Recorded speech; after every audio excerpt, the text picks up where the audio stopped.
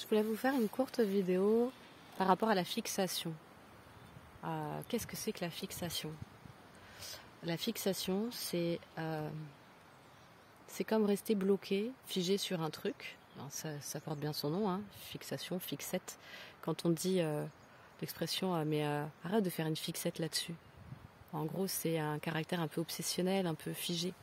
Alors que le principe même de la vie, c'est le changement.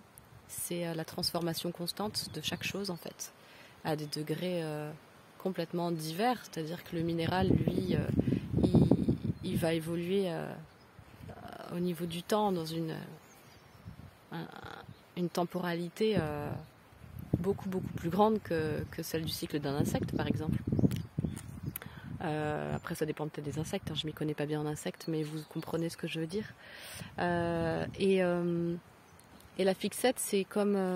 ça rejoint exactement la vidéo que j'ai faite par rapport à la temporalité, juste avant. Et par rapport au fait de... je sais plus le titre de la vidéo. Peu importe, c'est celle que j'ai faite juste avant. Et la fixation, elle est problématique. Mais par contre, l'objet de notre fixation en lui-même, lui, n'est pas forcément problématique. C'est-à-dire qu'on va passer par plein d'états, par exemple. Si on prend, je vais prendre un exemple. La rage, l'état de rage, l'émotion de rage.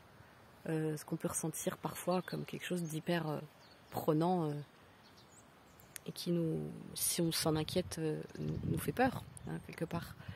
En fait, en soi, c'est pas problématique. Ce qui devient problématique, c'est quoi? Déjà, c'est d'en avoir conscience. Ça, c'est pour moi une problématique. Et l'autre problématique qui peut venir, c'est si je commence à bloquer dessus. Alors que si je l'accueille, juste cette rage, c'est tout. Elle m'informe. Elle m'informe sur quelque chose en moi il y a un besoin qui n'a pas été nourri, il y a quelque chose qui vient déclencher ça. Et toujours pareil, être attentif, parce que le déclencheur n'est pas forcément le problème ou la cause. Le déclencheur est le déclencheur. Donc ça ne veut pas dire qu'il n'y a pas d'action à mener du tout. Mais toujours revenir à soi au départ pour voir, ok, il y a quelque chose en moi qui se déclenche à ce niveau-là.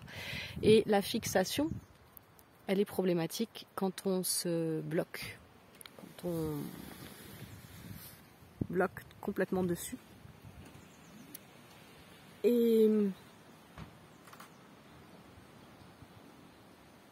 enfin, quand on bloque sur le sujet, l'objet de la fixette. Ça, c'est très visible et ça vous parlera si vous faites de l'énéagramme, si vous connaissez un peu l'énéagramme.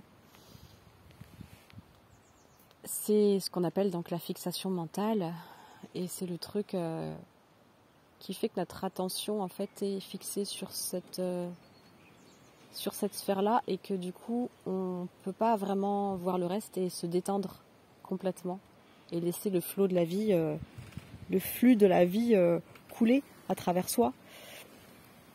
Et pour chaque profil énéagramme, il y a une fixation particulière. Il y a une passion aussi, mais ça c'est au niveau de l'ordre de l'émotionnel.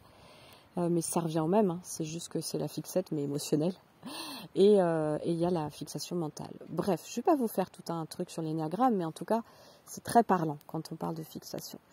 Et donc, vraiment l'objet de ma vidéo, c'est de faire comprendre que dans nos vies, on ne s'en rend pas forcément compte, mais parfois on s'en rend compte, mais on ne sait pas quoi en faire. On bloque, on fixe, on reste figé.